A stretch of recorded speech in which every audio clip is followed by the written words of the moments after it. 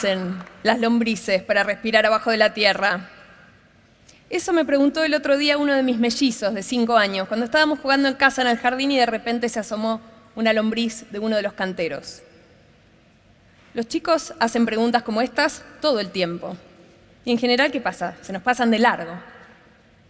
Si justo da la casualidad de que sabemos la respuesta, ¿qué solemos hacer? Se las decimos, ¿no? Y ya está. Pero en general, convengamos, no las sabemos. Y ahí, ¿qué solemos hacer? Les decimos, bueno, anda a buscar, o no sé, o pasamos a otra cosa. Pero yo creo que en esas preguntas curiosas de los chicos hay una enorme oportunidad que podemos aprovechar.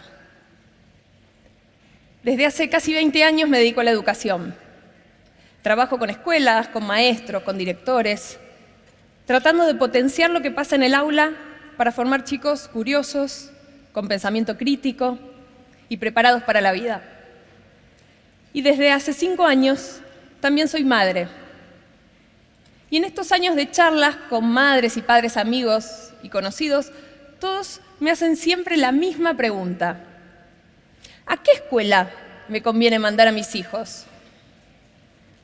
Y por supuesto que elegir escuela es un tema muy importante. Podemos hablar de eso un rato largo. Pero creo que en esa preocupación por la educación de los chicos tan centrada en la escuela, en el afuera, hay algo grande que nos estamos olvidando. Algo que muchas veces se nos pasa por delante de la nariz sin que nos demos cuenta. ¿Cómo los educamos en casa? Y con educación en casa no estoy hablando de enseñarles a portarse bien en la mesa, decirle gracias a la abuela o compartir con los hermanos, no. Tampoco estoy hablando de sacar a los chicos de la escuela y educarlos nosotros mismos, claro que no. Estoy hablando de otra cosa, mucho más grande, mucho más profunda, de cómo se construye el vínculo de los chicos con el conocimiento, de cómo se gesta su amor por aprender. Porque eso es lo que puede hacer toda la diferencia en sus vidas. Porque les va a dar las herramientas, pero sobre todo el deseo y el compromiso de seguir aprendiendo siempre. Y eso se teje en casa, desde que los chicos son muy chiquitos, desde los primeros años de vida hasta que van creciendo. Y se teje en lo cotidiano, en las interacciones con los padres, pero también con los hermanos, con los tíos, con los abuelos y hasta a veces con amigos de la familia. Pero ¿cómo hacemos para despertar el amor por aprender en casa? ¿Qué hacemos? ¿Tenemos que dejar de trabajar y estar todos los días con los chicos? ¿O nos ponemos a armar actividades sofisticadas después de un largo día de trabajo, volvemos agotados y encima tenemos miles de cosas por resolver? La verdad, no se sabe con certeza cómo se hace. Pero hay una buena noticia. Hay algunas ideas muy probadas que vienen del campo de la educación, avaladas por décadas de investigación académica, que yo creo que nos pueden dar buenas pistas para orientarnos. Y lo mejor de todo es que son fáciles de traducir en casa, cosas que hacemos todo el tiempo con los chicos. Vengo investigando en estos temas y hoy les quiero contar algo de lo que encontré pensando en 3 de las interacciones clave que tenemos con los chicos. Cómo respondemos a sus preguntas, cómo conversamos con ellos y cómo los elogiamos cuando hacen algo bien. Vamos con la primera, las preguntas. ¿Cómo respondemos a las preguntas de los chicos? Desde hace tiempo sabemos que para despertar y sobre todo para sostener las ganas de aprender, hace falta generar el hábito del aprendizaje profundo. ¿Qué es aprendizaje profundo? Es cuando vamos aprendiendo un tema, ir desentrañándolo de a poco, buscando cómo se conecta con otros temas, cómo se conecta con nuestra vida, mirándolo desde muchos puntos de vista posibles. Y digo que eso ayuda a sostener las ganas de aprender, porque a medida que nos vamos haciendo expertos en algo, a medida que conocemos algo bien, vamos ganando confianza en nuestra propia capacidad como aprendices. Y eso nos ayuda a seguir. Y aquí el secreto. Las preguntas curiosas de los chicos son un punto de partida único para generar ese aprendizaje profundo. Les cuento cómo siguió el episodio de las lombrices. Aprovechamos la pregunta para hacer una exploración que duró un rato largo. Primero, ¿qué hicimos? Sacamos a las lombrices de la tierra, las toqueteamos un poco, las miramos. Al principio no las querían agarrar, pero les da un poco de impresión, ¿no? Y después al rato lo que no querían obviamente era devolverlas. Nos pusimos a buscar información sobre lombrices. ¿Cómo hacen las lombrices para respirar abajo de la tierra? ¿Cómo hacen para comer abajo de la tierra? Y encontramos cosas de lo más interesantes. Por ejemplo, las lombrices tienen 10 corazones y nosotros solo 1. Dato importante. O la caca de lombrices es genial para las plantas. Las perlitas de la búsqueda fueron unos videos de varias lombrices saliendo de adentro del mismo capullo, que vimos decenas de veces. Acá está el dibujo que hicieron después. Ahí está el capullo, las lombrices saliendo. La grandota que está al lado es la mamá. Está la parte de ficción, ¿no? Porque las mamás lombrices a sus crías no las cuidan ni un poquito, pero me daba como no sé qué romperles la ilusión, así que no les dije nada. Después, a uno de mis hijos se le ocurrió preguntar, ¿y cuál es la velocidad de una lombriz? ¿Cuán rápido puede ir? Y estábamos por ir a buscar el dato en internet. Vieron que en internet uno encuentra de todo, ¿no? Pones velocidad de una lombriz y algo te sale. Y entonces dijimos, ¿no? ¿Y si lo medimos nosotros? ¿Cómo se hace para medir la velocidad de algo? Y se nos ocurrió hacer una pista de carreras para lombrices y ponerlas a correr.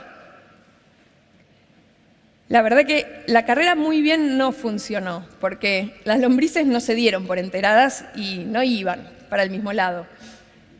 Es más, la pista estaba seca, entonces las lombrices no resbalaban mucho, que digamos, y entonces mis hijos iban tratando de ponerles unas gotitas de agua a cada lombriz para que resbalaran mejor y de paso, ¿no? ¡Tim!, le dan un empujoncito a la suya para que llegara antes. Este es el dibujo de nuestra pista, así que esos 11 minutos que dice ahí que tardó la lombriz ganadora en llegar a la meta, muy confiables que digamos no son. Pero esos 11 minutos de estar con el cronómetro en la mano, alentando a la lombriz para que llegara, fueron memorables. Esas fueron las cosas que a nosotros se nos ocurrieron hacer con las lombrices en ese momento. Podrían haber sido otras, claro. Porque lo importante no es tanto qué hacemos con los chicos en particular, sino ir tirando de la punta del ovillo de esos temas que nos dan intriga para ver a dónde nos llevan. Como una aventura, como en un juego compartido. Y cualquier tema vale, incluso si no tenemos mucha idea. Porque no se trata de enseñar, sino de contagiar el amor por aprender. Y para eso no siempre hace falta saber. Yo de lombrices justo sabía algunas cosas, no lo de los corazones, pero sabía. Pero los otros días vinieron mis hijos, por ejemplo, con un montón de preguntas sobre las guerras de la independencia. Un tema que yo estudié, todos ustedes también, ¿no? Miles de veces como alumna y que nunca entendí demasiado, es más, siempre me pareció aburridísimo. Y aprender con ellos sobre eso fue todavía mejor, porque me permitió desempolvar un tema que yo tenía lleno de telarañas, muy olvidado, y reconectar con mi propia curiosidad. Para mí ese es uno de los grandes combustibles que me hace tener ganas de hacer estas cosas con los chicos. Y el otro gran combustible es verlos a ellos aprender. Creo que hay pocas cosas tan emocionantes como ver a un chico o una chica ir armando su propio pensamiento, su propia visión del mundo. Y en esto de armar el pensamiento viene la segunda clave, las conversaciones. Desde hace tiempo sabemos también que para construir el pensamiento el gran vehículo es el lenguaje. Y por eso es tan importante que cuando charlamos con los chicos los vayamos ayudando a poner en palabras lo que piensan y por qué lo piensan. Y esto es importante no solo para nosotros, para ir tomando la temperatura de qué están entendiendo, qué no, e ir ayudándolos desde ahí, sino especialmente para ellos. Porque para ir ganando autonomía, para aprender a aprender, los chicos necesitan ir tomando conciencia de qué entienden y de qué no entienden todavía. Y de cómo se conecta eso nuevo que están aprendiendo con lo que ya sabían de antes. Y esto sirve para todas las conversaciones, pero un buen momento para hacer esto con los chicos es, por ejemplo, cuando leemos con ellos. En casa, cuando leemos libros con los chicos, vamos simplemente parando para charlar sobre la historia, sobre cómo se habrán sentido los personajes en cada parte, para charlar sobre si nosotros nos habríamos sentido igual en esa misma situación.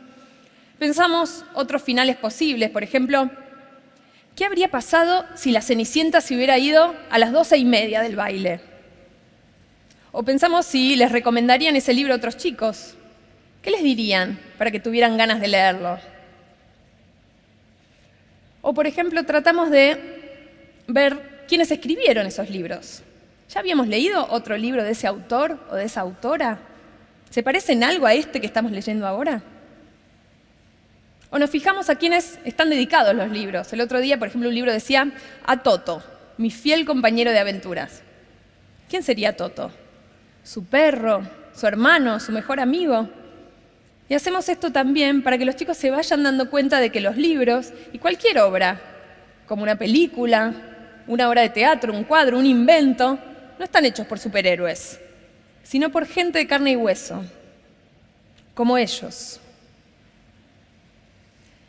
Aprender puede ser hermoso, pero también puede ser muy frustrante y requiere mucho esfuerzo, porque tarde o temprano nos vamos a topar con alguna situación que nos cueste, algo que no nos salga tan fácil y va a haber que seguir.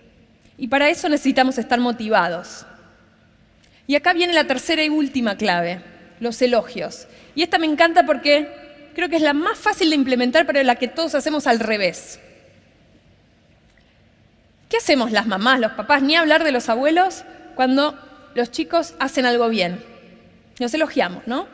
Con las mejores intenciones queremos que ganen confianza, que estén seguros, que estén motivados. Y les decimos cosas al estilo, qué bien, sos súper inteligente, o qué genio, qué genia que sos. Pero lo que la investigación muestra es que no todos los elogios ayudan, es más, que algunos hasta pueden ser contraproducentes. Hoy sabemos que cuando elogiamos a los chicos por su talento, por su inteligencia, los chicos empiezan a elegir cosas más fáciles, cosas que no los desafíen tanto, se tiran a lo seguro. Por un lado porque no nos quieren defraudar a nosotros, pero también porque no quieren defraudarse a ellos mismos, a la imagen que están armando de sí mismos. Por suerte, cuando elogiamos su esfuerzo pasa lo contrario. Por ejemplo, si les decimos, qué bien, se nota que trabajaste mucho, o cuánto que practicaste, los chicos siguen eligiendo cosas que los desafíen cada vez más, porque los ayudamos a que se sientan en control del proceso. Uno no tiene control sobre cuán talentoso es en algo, pero sí sobre cuánto se esfuerza para lograrlo. En casa yo me volví un poco fanática de estos elogios al esfuerzo y mis hijos ya me descubrieron. Entonces cuando hacen algo bien suelen mirarme y decirme, me esforcé mucho, ¿no, mami? Si lo pensamos, despertar el amor por aprender no es tan distinto de ser cazadores, al acecho, de esos momentos de oportunidad donde podamos aprender junto con los chicos. Y no digo que sea tan fácil, y tampoco digo que podamos hacerlo todo el tiempo, pero creo que si lo hacemos al menos a veces, podemos marcar una enorme diferencia. Y yo descubrí que eso genera momentos de encuentro familiar entrañables, maravillosos, que son de lejos mis momentos favoritos de todos estos años, y los que ojalá ellos recuerden cuando sean grandes y piensen en su niñez. Por eso, la próxima vez que algún conocido me pregunte ¿a qué escuela me conviene mandar a mis hijos?, creo que ya tengo la respuesta. Les voy a decir que la pregunta fundamental no es esa, es otra. Les voy a decir que la pregunta es, ¿qué les respondes a tus hijos cuando te pregunten ¿cómo hace una lombriz para respirar abajo de la tierra? Gracias.